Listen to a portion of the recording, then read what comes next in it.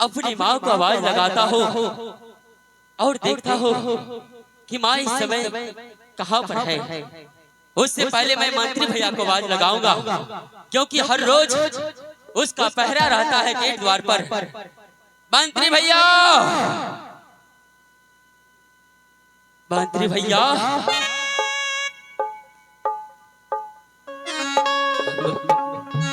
भैया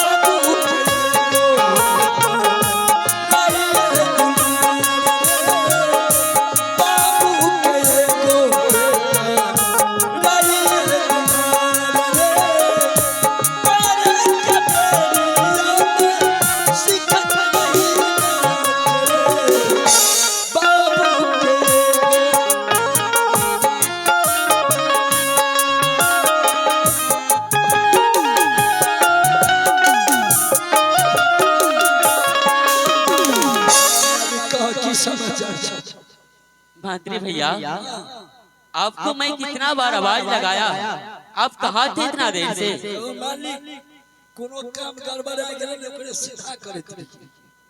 अच्छा भैया, पहले सबसे पहले आप मुझे यह बताइए, राज मोहब्बा का क्या समाचार है? मोहब्बा के समाचार खराब है। मोहब्बा के समाचार मालिक कहियो में खराब है, बढ़िया है, बढ़िया रहो। अच्छा भैया, इस समय माँ कहाँ पर है? आप उसे एक बार बुला दीजिए।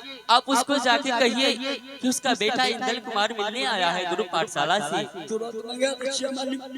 एक बार फोन देखिए, फोन क्या देखिए भैया? ये कौन सी मोबाइल है भैया? इस बार लिए आप? हाँ, 6 टका में दे छे, बुझला? 6 महीना फ्री है बात। ठीक है भैया, लगाइए।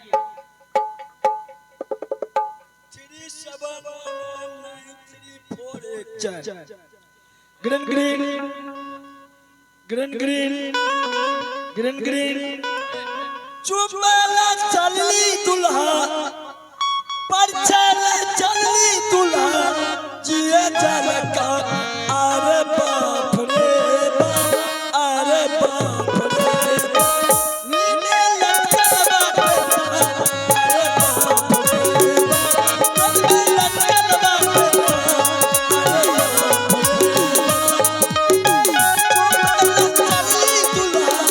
चुपला चलली दुल्हा जिए जलका।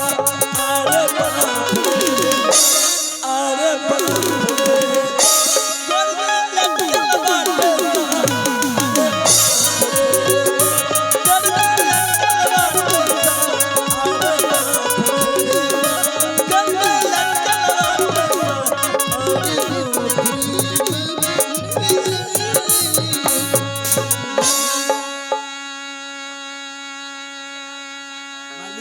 टोन सेट फेल छे हां बड़ा तगड़ा छे मोबाइल चेक नहीं देखे छ हेलो हेलो बड़की रानी है मंत्री बुआए हां हनी छिए की बात छे तुरंत चलाबू 50 घंटा के अंदर तुरंत आबू गेलिए इमरजेंसी में छिए से आबू जियो इमरजेंसी हां आबू न तब कहो यो ए केन इमरजेंसी आ गया बोल ले छ खूब निकल हमरा इमरजेंसी नहीं होने इंतहाल तुम राजमोह पा गया हाँ बाबा मैया सुना बैगे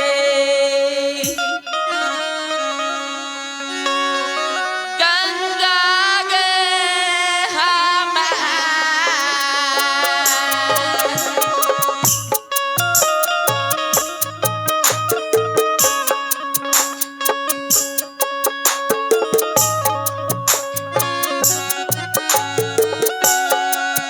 दसना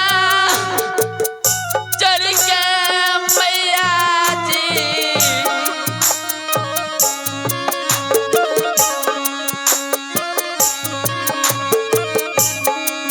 करियो पैरना जुगा जुगा तेरा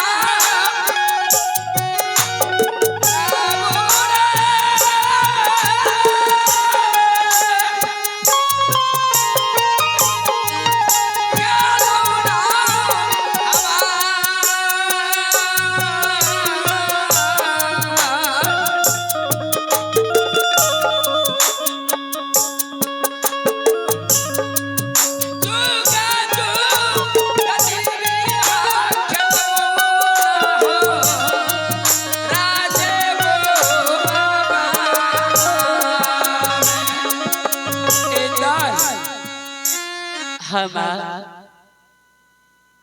गुरु पाठशाला में तुम्हें कोई दिक्कत नहीं था नहीं माँ फिर मुझे कोई प्रकार की वहाँ पे कमी नहीं था माँ तो कोई दिक्कत नहीं थी तो तुम्हारी चाचा क्या कहा था माँ मैं जानता हूँ कि चाचा जब तक राज मोहबा से चिट्ठी खबर ना जाए तब तक तुम राज मोहबा प्रवेश नहीं कर सकते हो माँ हाँ मैं जानता हूँ लेकिन माँ आज ना जाने मुझे आपकी बहुत याद आ रहा था माँ इसीलिए मैं बिना पूछे गुरु पाठशाला से आपसे मिलने आ गया माँ मुझे आज क्षमा कोई कर बात नहीं चल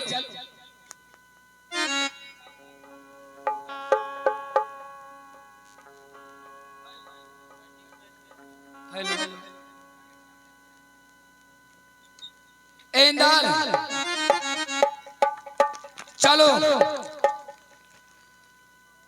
चलो चल के खाना खा लो आराम करो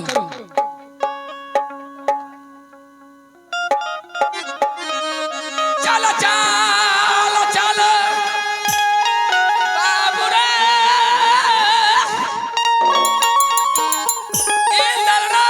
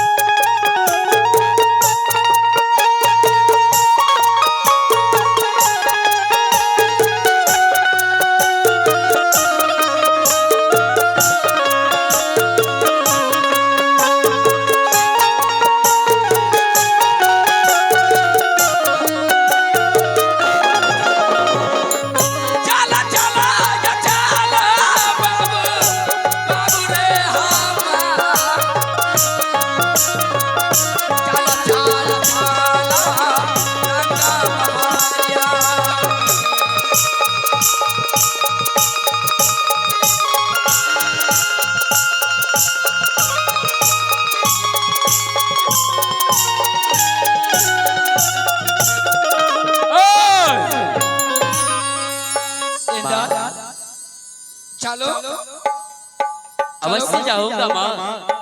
उससे पहले मुझे यह बताओ, क्या इस समय चाचा श्री और छोटी चाची वो सब इस समय कहाँ है माँ? अरे सब आराम कर रहा है।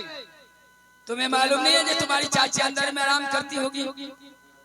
तो ठीक है माँ। चाचा के बारे में तुम क्या पूछते हो? मैं हर रोज जब भी राज मोहब्बा में रहता हूँ तो मैं हमेशा केवल चाचा श्री के साथ ही खाना खाता हूँ। इससे पहले माँ तुम चाचा श्री को बुलाओ, मैं अवश्य खाना खाने के लिए जाऊंगा माँ।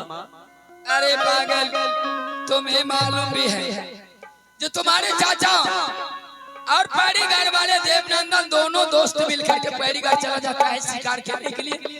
इस वक्त राजमोहब्बा के अंदर नहीं है। क्या माँ इस समय चाचा श्री राजमहल में नहीं है? नहीं है। तो ठीक है माँ, मैं भी चाचा श्री का यहीं बैठ कर के इंतजार करूंगा और जब तक मेरे चाचा श्री नहीं आएंगे तब तक मैं खाना नहीं खाऊंगा माँ। इंदल, क्यों तुम चाचा के बारे में हंट करते हो? अरे इस वक्त नहीं है। चलो तुम आए हो तो खाना खाकर के आराम करो। फिर भी क्या कहूँ तुमसे इंदल? नहीं माँ, तुमसे मैं झूठ बोल रही। आओ उठो, मैं बता रही हूँ। इस वक्त तुम्हारे चाचा जी चला गया है श्री गंगा घाट के मेला घूमने के लिए। क्या चाचा श्री गंगा घाट के मेला घूमने के लिए गया और अपने भाग्य इंदल को अपने साथ नहीं ले गया? इंदल, अरे तुम बच्चे हो, अभी तुम नादान हो बेटा। तुम चलो खा करके आराम करो। नहीं माँ, मैं इससे मैं अब आराम नहीं करूंगा। क्यों? मैं भी जाऊंगा चाचा श्री के साथ गंगा घाट की मेला देखने के लिए। नहीं, तुम नहीं जा सकते हो। नहीं माँ, अब तो मैं उधर से वापस आकर के ही खाना खाऊंगा माँ। इंदल, भागना चलना। मैं कार्य हूं ना, तुम मत जाओ। भैया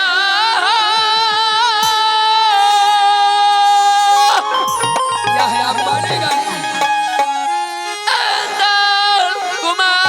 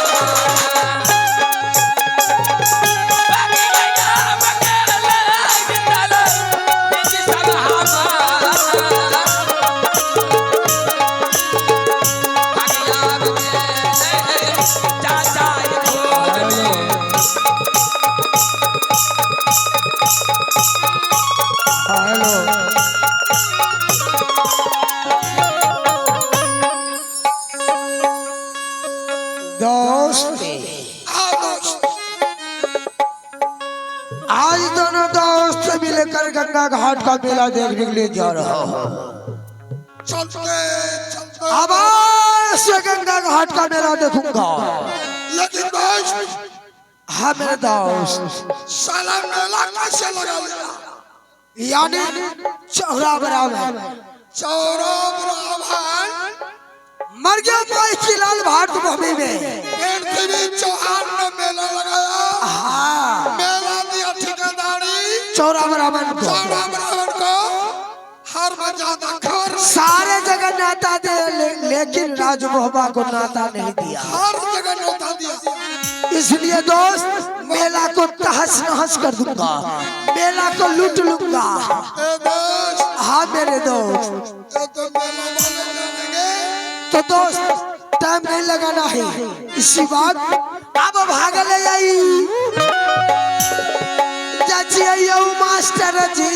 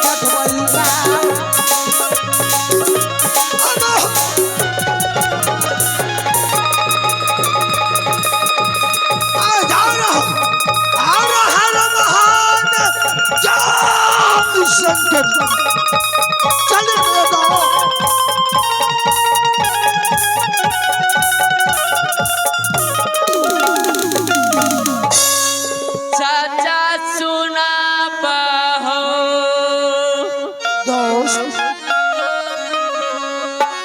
चाचा हो हमारा।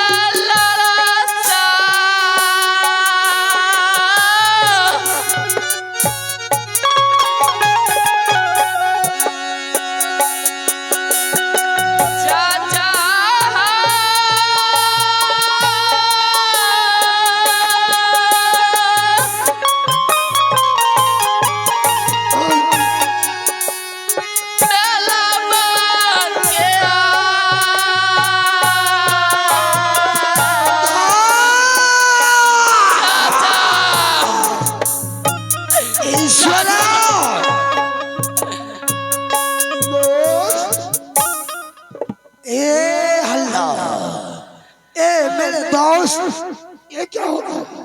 माँ आवाज इंदल लाल यानी बेटा का सुन रहा हो। चाचा आओ आओ मेरे लाल, इंदल बेटा पीछा कर दिया है। इंदल बेटा राज इस घन घोर जंगल यानी वन बबरी जंगल आ रहा है। चाचा हाँ चाचा उठो। चाचा ये क्या चाचा हमें छोड़ करके अकेले मेला जा रहे हैं चाचा। बाबू सुना रे,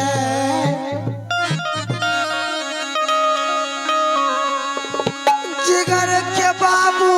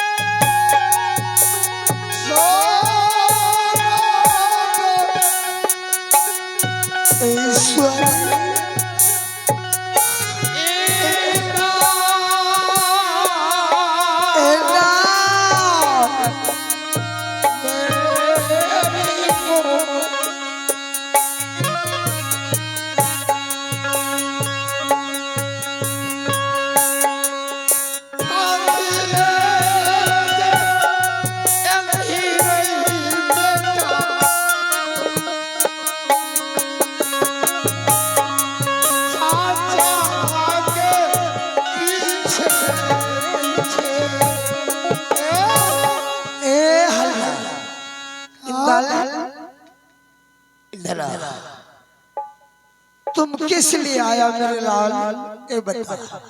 चाचा श्री हाँ माने तो इंदल और इंद्रजीत को पढ़ने के लिए राज मध्य प्रदेश कॉलेज में भेज दिया था।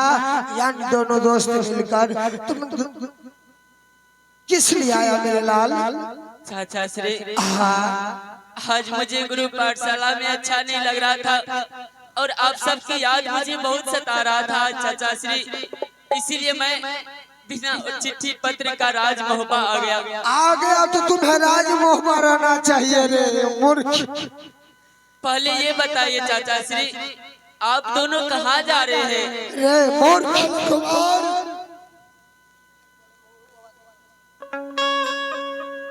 अरे भैया इसमें आवाज नहीं गड़बड़ तो मेरा है केदलिया में टूट गया आवाज। हाँ मेरे दोस्त आपका बात ठीक है बाबू, हम लोग खुद आवाज वहीं से टूटा हुआ है। ए मेरे दोस्त इंदल कुमार, हाँ चाचा श्री एक तो तूने गलती किया कि मेरा अपमान किया कि मैं जब चिट्ठी नहीं भेजा, मैंने क्या करके भेजा था ना कि जब तक हमारा चिट्ठी नहीं जागा तो स्कूल से वापस पापा नहीं आया, अगर आ भी गया तो माँ बाप के पास रहना चाहिए। चाचा हाँ मुझे माफ कर दो, मैं आपकी आज्ञा का उल्लंघन किया चाचा श्री, मुझे क्षमा कर दो चाचा श्री। उठो उठो दोस्त, तो लाख भी गलतियां करेगा ना चाचा चाचा बोलो बेटा, हम लोग कहीं जा रहे, तुमको जाना उचित नहीं। चाचा श्री आप दोनों जा कहाँ रहे हैं मुझे भी बताइए चाचा श्री। एक बात सुन ले, जहाँ देवा और रुदन रहे तो बिना औरत के जतरा पतरा से हो जाई, या नहिरा से ससुरा जाय छै रही बाबू हमार, मर्द के जतरा हर पर हो छै, जकर लेख जोख नै छै भारत में रैया।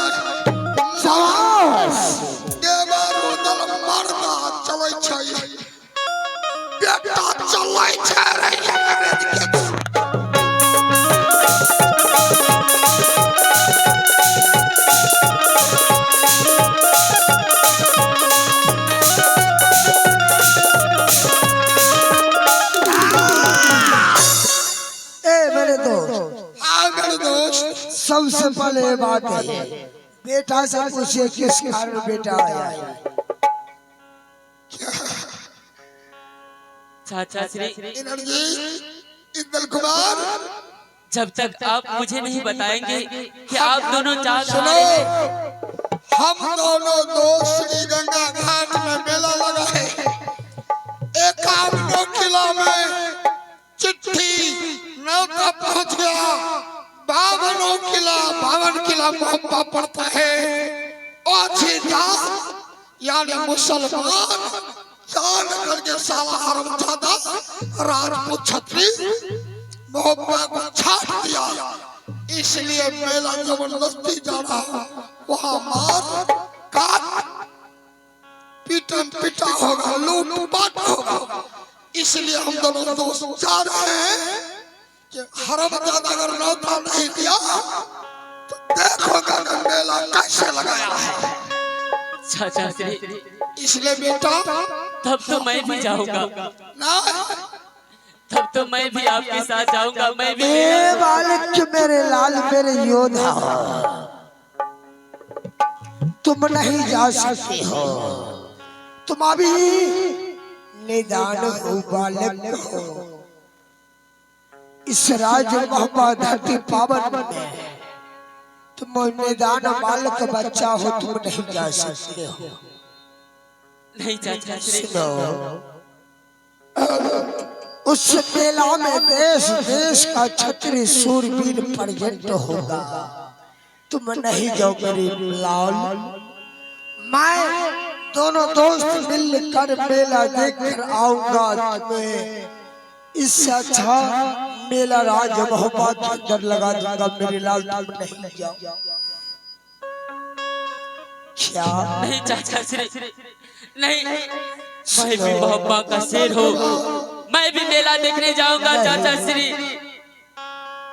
बाबू हमर सुगा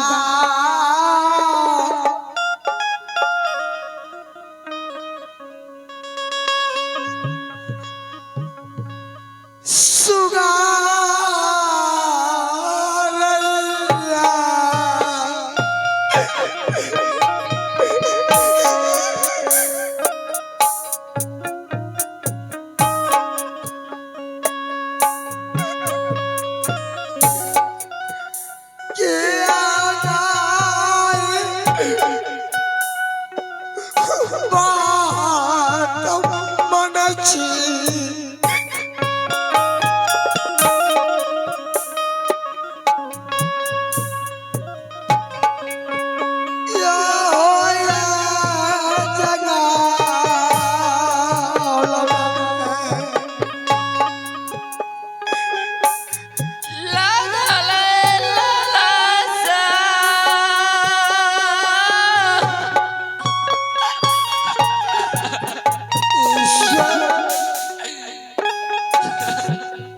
मेरे लाल चाचा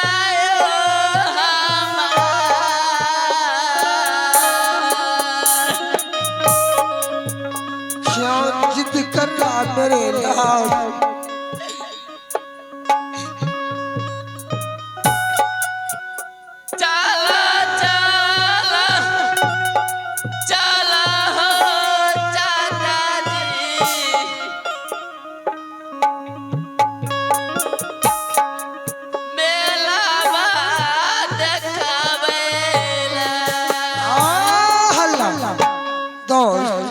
मैं भी जाऊंगा आपके साथ। सुनो और जा बेटा, ठीक है। ए मेरे दोस्त, ए मेरे लाल सुनिए, दोस्त बेटा नहीं मानने वाला। इंदल कुमार, बात कीजिए। मैं सारी बात को समझ गया। जितना लाड प्यार तुम्हें अपने माँ बाप से नहीं है, रुदल से है, देवा से है। इसलिए जन्म दिया कोई पलट दौड़ रहा है रुदल सिंह का। इसलिए चाचा को तो तुम नहीं छोड़ेगा। लेकिन एक बात दोस्त, निकालो मेरा हथियार, उठाओ। सुना, ज्यादा बकवास पहले सुनिए बात नहीं। दोस्त, बेटा मानने वाला नहीं है नहीं मानेगा तो सुनिए ना। परीक्षा हाँ वही तो मैं भी करने के लिए चाहता हूँ कि बेटा को परीक्षा दिया जाए, परीक्षा में पास हो जाएगा तो बेटा को ले जाऊंगा गंगा घाट का मेला देखने के लिए। अपना हाथ का कंजर इस धरती माँ को समा दीजिए, बेटा उखाड़ लेगा तो बेटा को गंगा घाट का मेला देखने के लिए ले जाऊंगा। इंदल कुमार इस भारत वर्ष में वो क्षत्रिय दुर्योधन है कि ये मनिया दुर्गा का देश तलवार है और जो तलवार रुदल को सौंपा गया है उठाने वाला मर गया भूमि का औलाद। रुदल का खंडा रुदल नहीं उठा सकता है, इसलिए देवी दुर्गा मनिया का दिया हुआ बर्बाद में मिला था। अगर तुम रुदल का खिलाया हुआ पट्टा भतीजा है, रुदल हाथ के देगा अगर उठाई लेबे तो चलबे, अगर उठा लेगा तो मेरे साथ चलोगे। बाबू गंगा है रेखा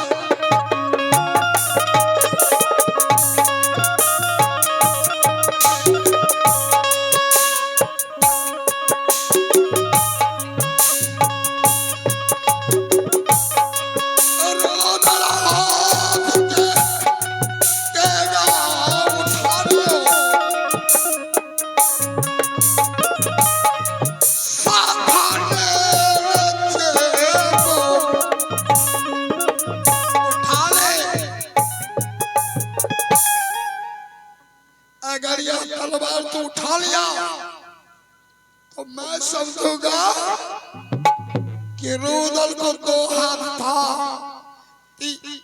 दूसरा हाथ तो मेरे दोस्त है, तीसरा हाथ तुम ही होगा और राजमोहब्बा का भार तुम्हारे ऊपर ही सौंपा जाएगा।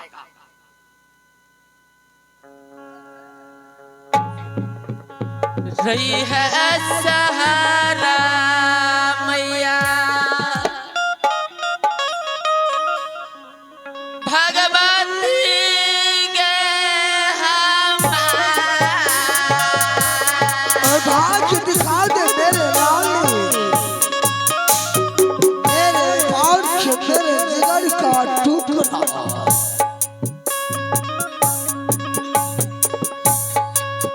रही है सहारा मैया जी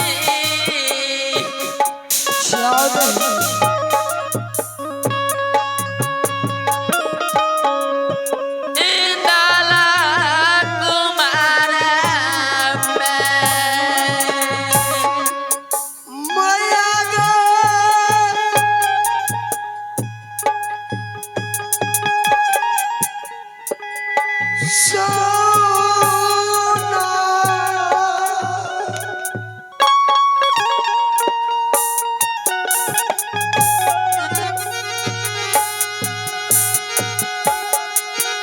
दुर्गा मेरी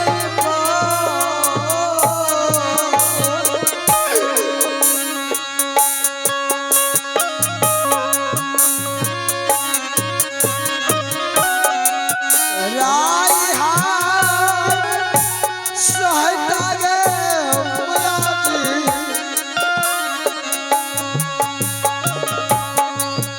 देवता गई जनवा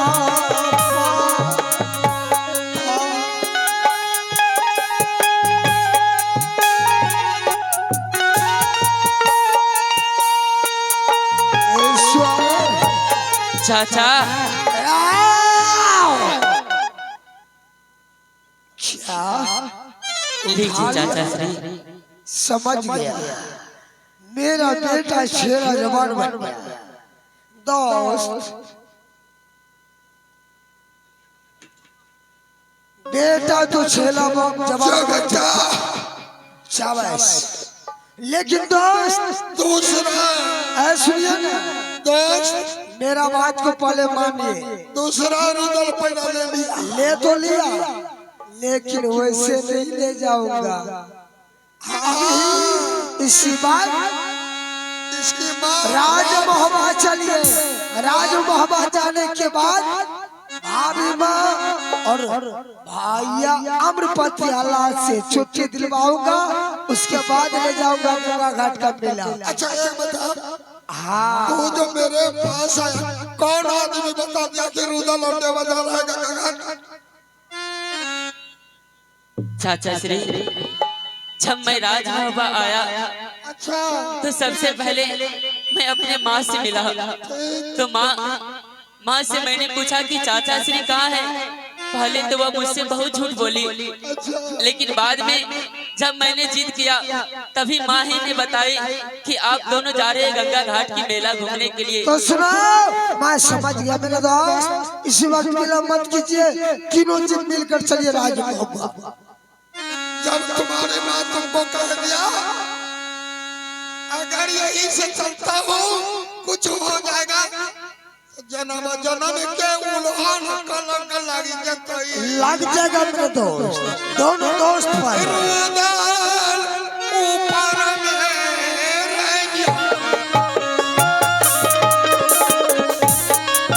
आवाज से लाग जाएगा।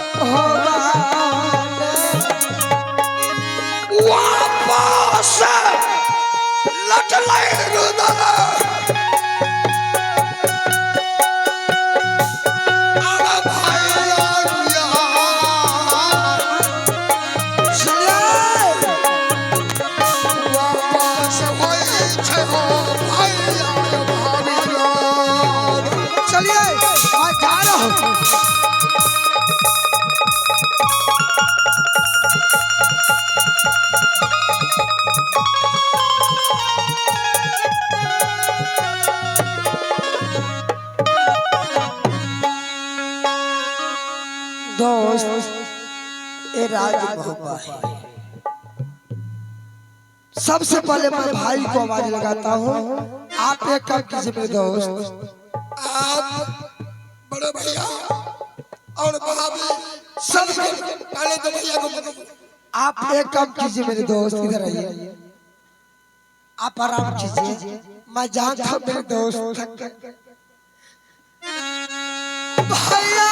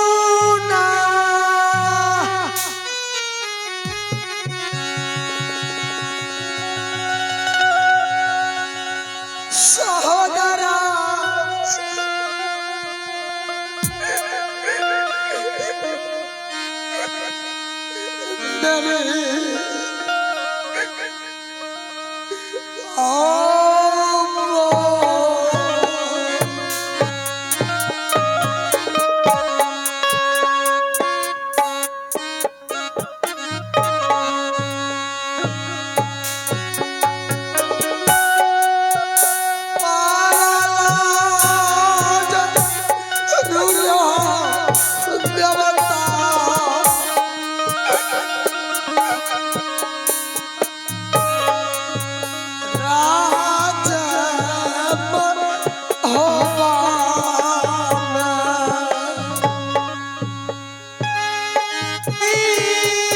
आवाज भैया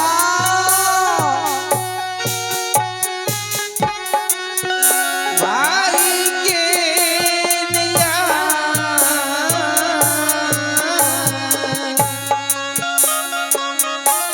ईश्वर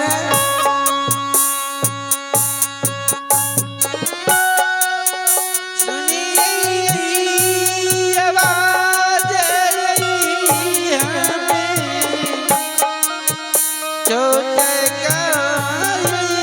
भाई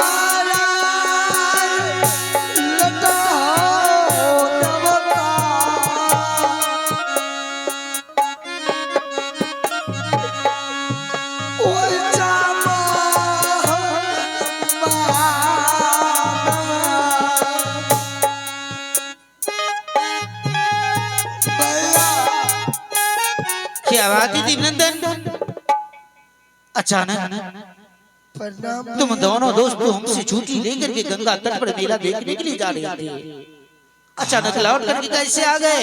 हे नाथ, माने दोनों दोस्त आपके पास इसलिए आया हूँ, आपको मालूम नहीं है मैं बता रहा हूँ। अरे क्या बात है बताओगे तब तो।